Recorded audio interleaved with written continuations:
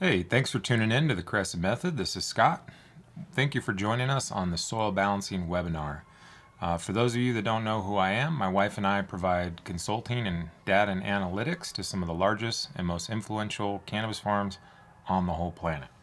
And so today what we're going to be talking about is how soil chemistry comes into play with success and how the consistency of your soil comes into play and some of the obstacles that you're up against as a soil-based cultivator, relying on other people to produce that soil for you, or in the live example we'll do today is soil that was mixed by a small home grower. So if you're watching the live show, go ahead and drop some comments in the chat rather, and we'll get to that as we go.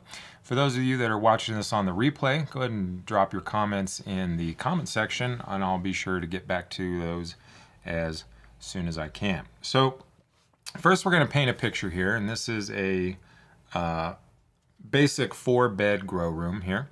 I'm not sure what the grower labeled 1, 2, 3, or 4. Let me zoom out a little bit here. Sorry, my camera is shifting a little bit. But nonetheless, we've got 4 beds. And essentially what the farmer described to me is him and a buddy got into the garage and started making up some of the old no-till soil. And after the first bed, they realized, holy crap, this is a lot of work. So the first bed, whichever one we're going to call 1, I'm not sure how it's actually laid out in his facility, but we'll just call this number 1, closest to the doorway here. And the first bed got the full effort. Bed 2, they started getting a little tired. They started using a little bit less compost and basically put a little less effort, we'll say, into the mixing. Maybe they went here for number 3, and maybe they went here for number 4. And so in the farmer's mind, this is soil. This is all soil. This is all soil that he created, and therefore it must all be the same. And that's kind of the situation of what's not actually true, right? So what ends up happening is, in this situation, we have a farmer that started out with a large volume of compost with his peat moss and his aeration. And then as he moved around the beds, started to put less and less compost into that soil. Honestly, just to make it easier. And I've been there. The first time I mixed a bunch of soil in the garage was a lot of work. So here we have grower-induced variation. And one of the things that we do in our consulting work, and something we spend 3 or 4 weeks talking about in our soil balancing masterclass, is how variation presents itself, what problems come from that, and that should, in my humble opinion, be one of the first things that you address. When my wife and I started working in regulated cannabis farms in early 2016, well, all farms for that matter, going back to Colorado in 2012, were required to do track and trace data. And they assign a tag to a plant, and they have to weigh the leaves that pull off, they have to weigh the resulting yield. Everything is accounted for. And when we started working with some of these larger facilities in early 2016, we tried to take that data and turn it into actionable knowledge and results and things that we can count on. Interestingly enough, most farmers come to me in the consulting space looking for 20% more, 30% more, sometimes 40, 50% more yield. When we start to look at the per plant data as reported by Metrc and Track and Trace, you start to see very wide variations in yield per plant, which ultimately reduces the full facility potential over time. And so one of the things that I focus on is identifying first this balance and the difference in the balance of the various soils on the property. So in this case, we've got 4 beds. I would recommend sampling each of those 4 beds individually. And now, when I first started doing this, we were homogenizing samples. And that's what was being done at the time. And a small home grower that I had met along the way through social media would test every single bed in his 3-bedroom home grow. And when I first started doing this, I thought, is this really necessary? And saw a tremendous amount of variation. And the internet would tell you that this test is inaccurate. I would say, standing here in 2023, after doing hundreds and hundreds of mineral recommendations, that the variation is very real and it needs to be addressed as it presents itself. So let's go ahead and jump over to the soil report here. So before I had talked to this farmer in person, he had sent in a sample and then scheduled a mineral recommendation. So here we are back in April. He homogenized a soil sample from all 4 beds. So when we look at the soil sample from all 4 beds, it doesn't look bad.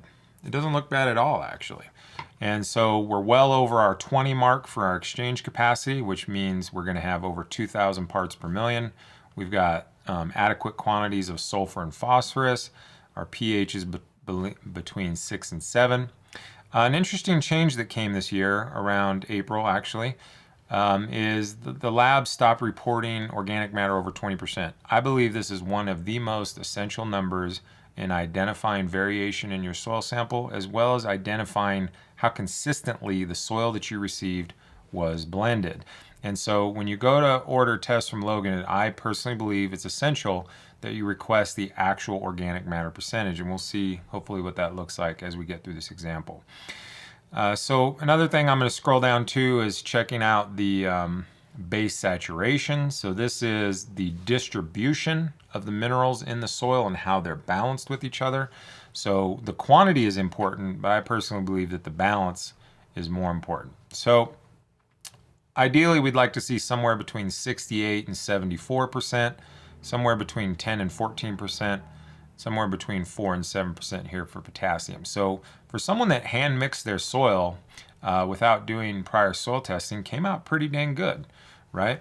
So on this first one, after talking to the farmer and he was explaining what he did from a procedural standpoint, as far as admittedly not accurately mixing all 4 of these soil beds. And so the first recommendation I gave to this farmer was to sample each bed independently.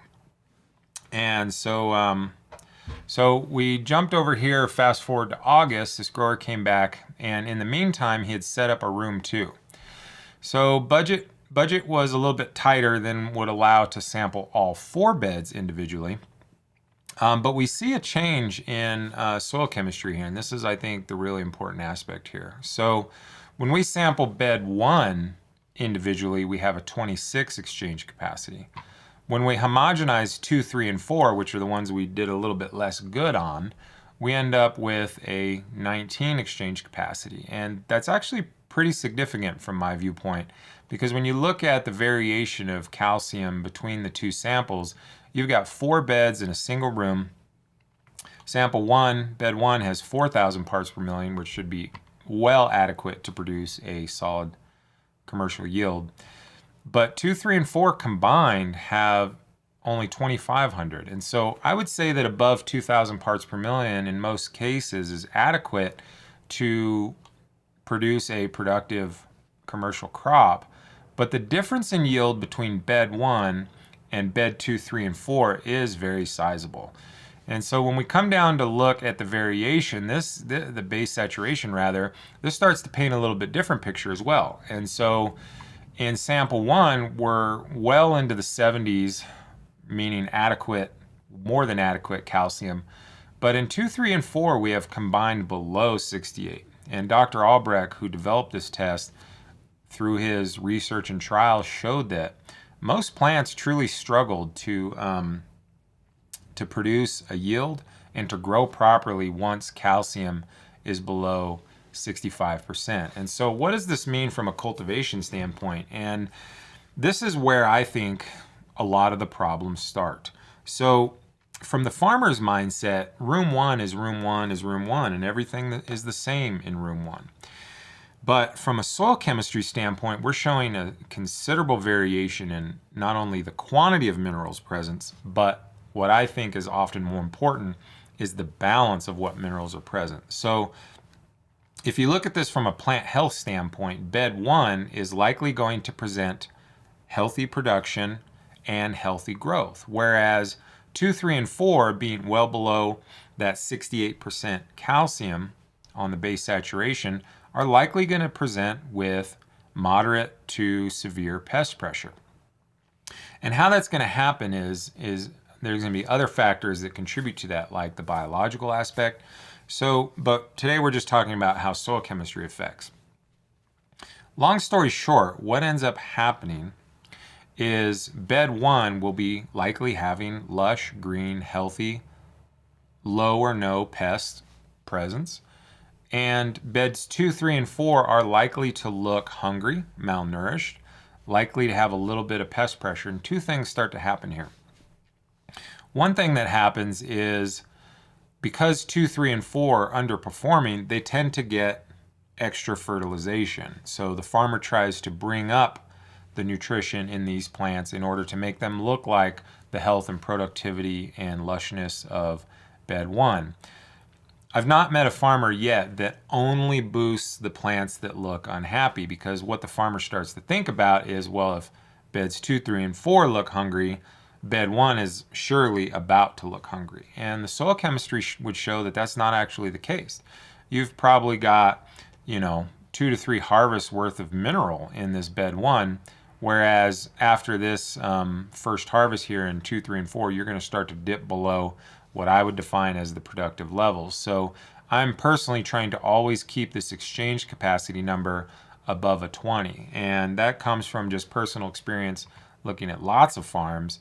And once that exchange capacity drops below 20, you're likely below 2,000 parts per million of calcium, and yield radically drops off. So when the farmer comes in and identifies that beds 2, 3, and 4 are looking hungry, he's also going to fertilize bed 1. So now you have a situation where beds 2, 3, and 4 are looking deficient from a soil chemistry underlying issue. Bed 1 does not have that. And when you add that extra supplemental fertilization, you've now over-fertilized bed 1. So it's likely in this situation that bed 1 would have made it through this harvest without any pest or disease pressure, but because of our fear over the declining health in 2, 3, and 4, we're going to over-fertilize bed 1, and now you have a situation likely that you're going to have moderate pest pressure in 2, 3, and 4 because they're below the quantity of calcium needed.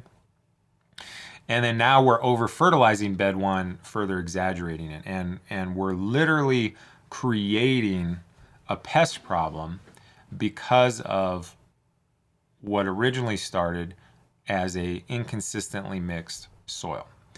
So when we start to jump back to the soil test, so after these first couple harvests, farmer added in room 2.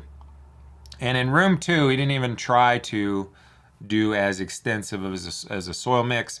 He saw that when we tried to do more, you end up with a bigger variation, which is actually problematic. So in room 2, he just kept it easy. A little bit less compost to make it lighter and easier to manage.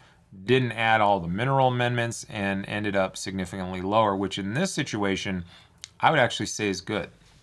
So when you take just peat moss or cocoa coir and compost and pumice or lava rock and mix that into a standard 1/3, 1/3, 1/3 mix, you'll usually end up with an exchange capacity between 8 and 10.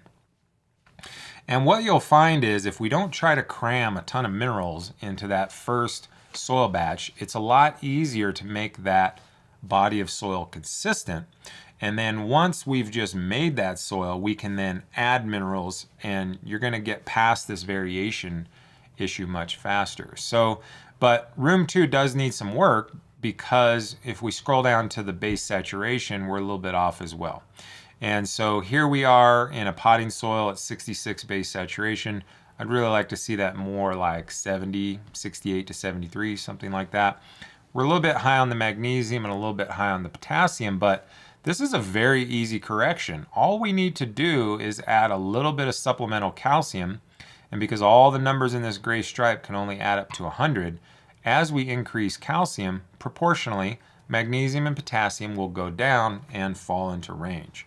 And so when you talk about correcting these different rooms, there was some self-inflicted variation that needs to be managed in an effort to make this, lofty, super mineral dense soil. You end up with a lot of variation that then creates other problems. In room 2, he actually started out at a better start because he didn't have to overcome that massive variation. We just needed to add the minerals to it to make it right. And, kind of some further considerations for mineral chemistry is I personally think another really important aspect is that if the average exchange capacity in room 1 is in the 20s and room 2 is well below that, there's a significant advantage to try and bring them all up to the same basic targets. And this kind of comes down to how plants behave, how they behave in response to our fertilization, and ultimately how the farmer is going to react to symptoms and signs that they would describe as hunger. So one of the things that I do when working with a facility is first we sample all rooms or greenhouses or whatever it may be. We try to normalize each room. So if there's 4 beds in room 1, we try to make them all the same. And then we try to normalize the rooms to each other. What starts to happen there is you get the same reaction from the same input of fertilization, which down the road ultimately reduces pest and disease pressure, because you're not reacting to now a variation in plant growth from room to room to room and trying to correct it with fertilization. So in that case, if you've got all soils containing, let's say, 3,000 parts per million of calcium with everything else in balance, those plants are going to respond to the input of fertilization in the same fashion, which ultimately keeps you from exacerbating pest pressure by over-fertilizing some and under-fertilizing others. So I think that's a really important consideration when we start to talk about managing mineral chemistry. So now time has gone by. The mineral mending that we've done in room 1 has showed improvement. The farmer's now excited. Now the farmer is interested in sampling each bed individually to see what happens now. And I think this is where the internet feels that they can say this Mehlich 3 test is inaccurate, because we're now just getting some more different numbers. After literally doing this hundreds and hundreds of times, I would say that this variation is real. And probably what's happening here is bed 1 seems to have cut in half. Probably what actually happened is that first batch of soil was so poorly homogenized that when the farmer goes in to sample another homogeneous sample from bed 1, you pick a little bit more from within that variation. It's like a fractal. Like the more you zoom in on it, the wilder it gets. And I think that's what's happening in this situation. Now, I do believe that this is a worthwhile adventure, and we can go ahead and say that that correcting this did lead to significant improved results. So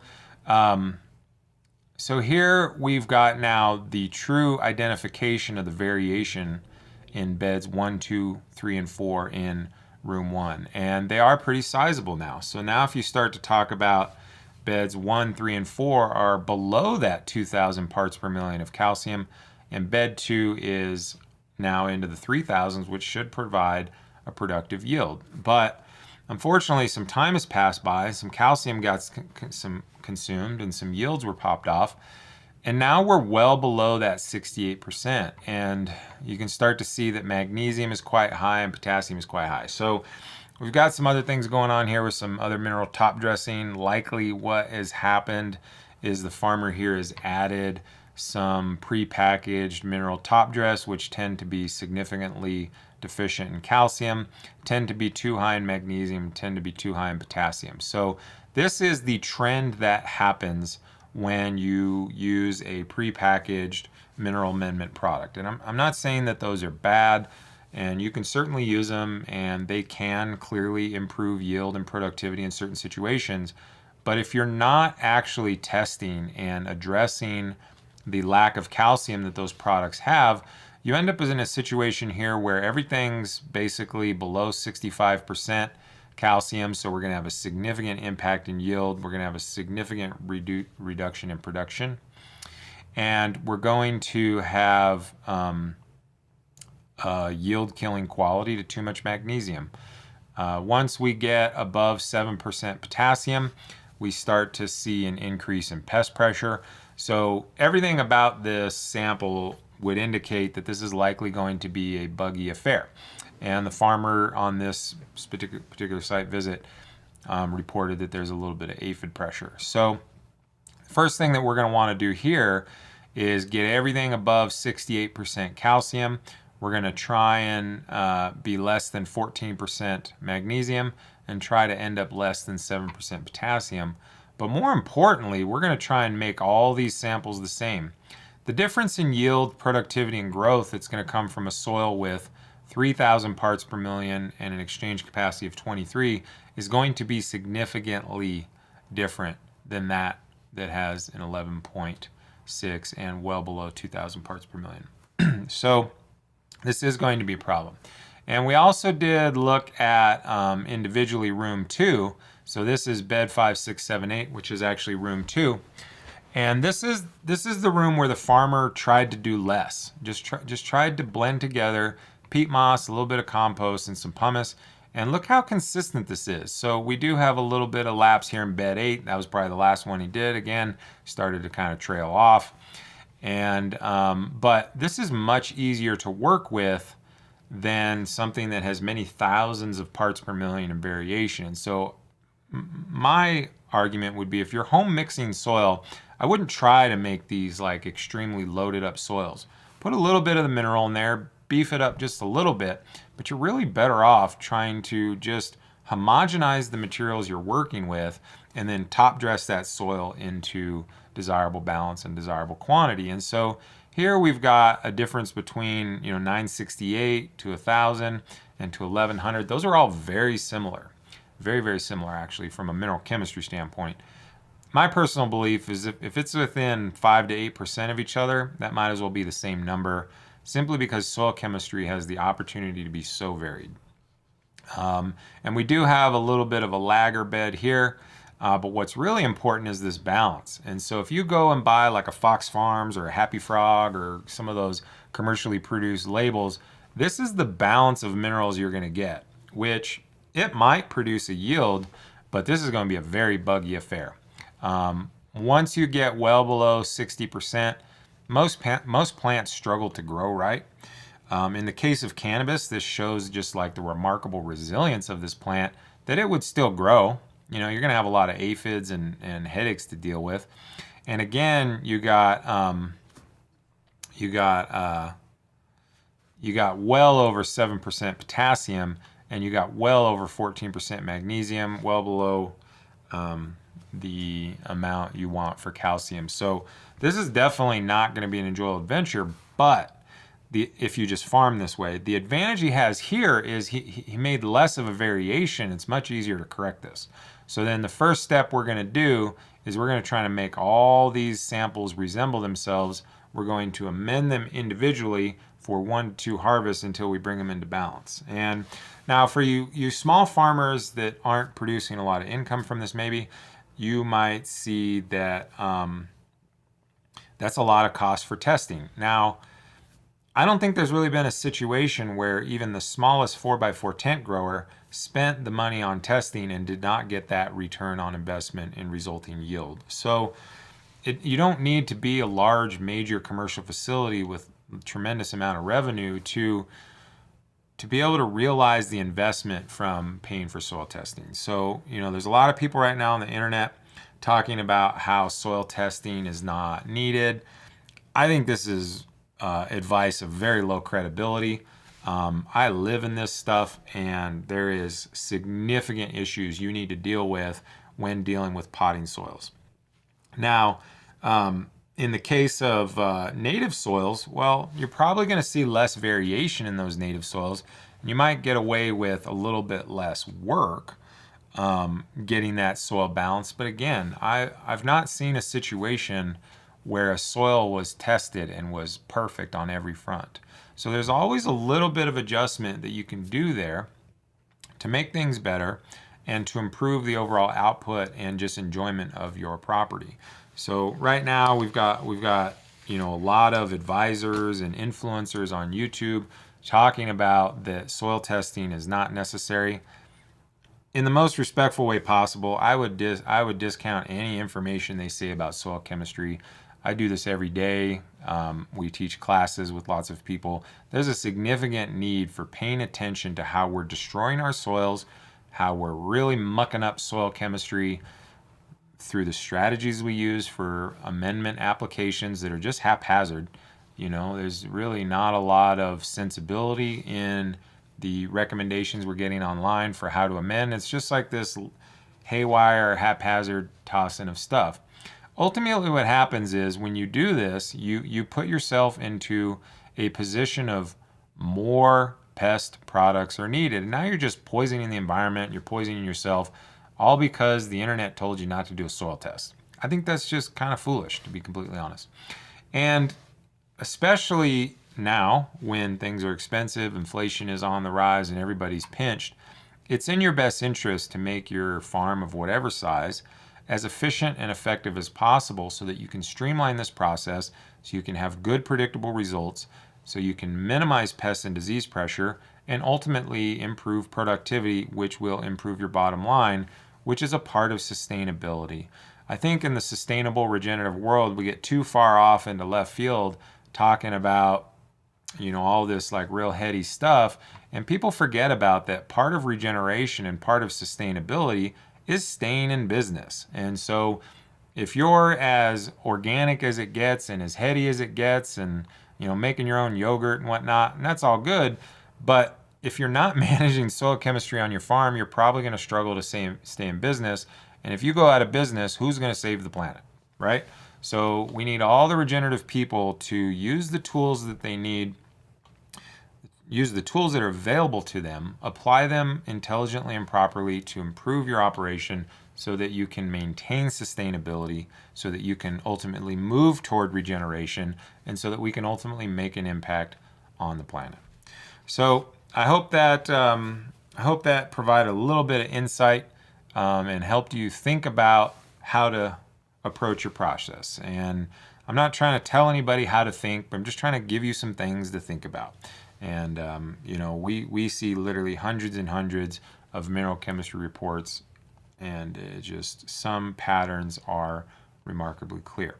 So that's all I have for the basic presentation today. We will be doing more webinars in the future. We're going to do a Soil Food Web basic primer, and then we're going to be moving on to the Commercial Connection, which is professional advice for those that want to be professional cultivators. So I'm going to go ahead and jump into some of the comments and questions. I'm not sure if we got any ones. We got the homie Smiley in the garden, which is cool to see. Whoop, my stuff's all out of whack here. Forgot to do that, my bad. So what's up? Yeah, we got some new people coming in. We got Phil calling in from Armenia. It's probably middle of the night over there. What's up, Phil? And Australia. Dang, we're international, Mom. Check us out. That's pretty cool. Oh wow, this is really, I'm gonna put that up there. That is very nice. Thank you. I'd like to think so too. So Smiley asked a great question, which I didn't even talk about here on this test, but yeah, totally. Let's go ahead and pull that up. So Smiley's asking about the bulk density, and that give you an indication for sure. So the bulk density is the weight of the soil, and we can use that together with the organic matter to help us get an indication of how those soils were inconsistently mixed. So we do have a little bit of variation in soil weight here, which typically indicates that there's more compost. So the compost tends to add the most weight, and so if you don't consistently homogenize that compost in the sample, then the weights are going to be different. And so when we look at the organic matter percentage, that clearly gives us an indication of poor or good homogenization of that starting soil, and the bulk density will also reflect it as well. An interesting thing about the bulk density is as we top dress minerals, and if we choose to top dress with compost or top dress with more soil, we'll also start to change those bulk density numbers over time. And if you get heavy-handed with the mineral amendments, you're adding rocks. Rocks are heavy, and the bulk density is likely to increase slightly.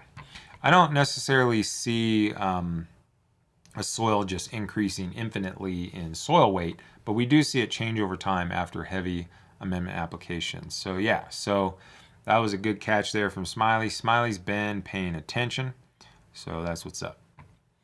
So yeah, and yeah, EcoThrive. Oh hey, this is a UK guy chiming in the middle of the night. Dude, this is the most international broadcast I think we've had.